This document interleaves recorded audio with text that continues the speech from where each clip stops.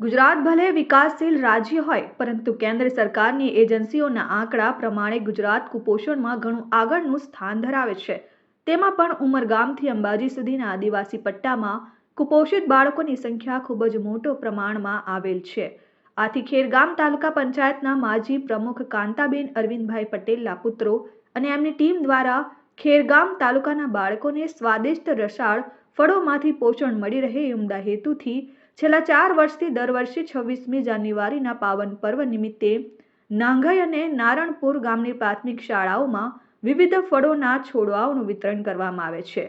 આ પ્રસંગે મીડિયા સાથેની વાતચીતમાં ડોક્ટર નીરવ ભુલાભાઈ પટેલે જણાવ્યું કે આદિવાસીઓના અનાજની દેવી એટલે કે કણી કંસેરી માના નામ પરથી બનેલા કંસેરી સેવા ગ્રુપના સભ્યો આકાશ, મયુર, મહેન્દ્ર, ધ્રુવિત, અંકિત, નિમેશ, પ્રદીપ, વિજય દ્વારા અત્યાર સુધીમાં બાળકોને ચેરી, કાશ્મીરી એપલ, બોર, લાલ જાંબુ અને આ વખતે કમરખના છોડવાઓનું વિતરણ કરવામાં આવેલ છે.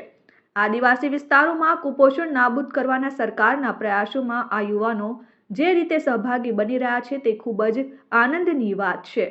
આ પ્રસંગે નવસારી જિલ્લામાં શ્રેષ્ઠ શાળાઓમાં બીજા નંબરે આવેલ નાઘઈ શાળાના આચાર્ય જીતુભાઈ અને સમગ્ર શિક્ષક સ્ટાફનું તેમજ ખેલ મહાકુંભમાં જિલ્લા કક્ષાએ ઝળકેલ 4 બાળાઓનું ડોક્ટર નીરવ ભુલાભાઈ પટેલ દ્વારા અભિવાદન કરી અભિનંદન પાઠવવામાં આવેલ હતા.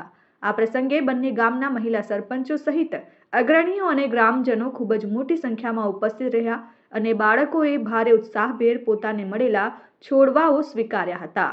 Bureau report, RN news, Khergam.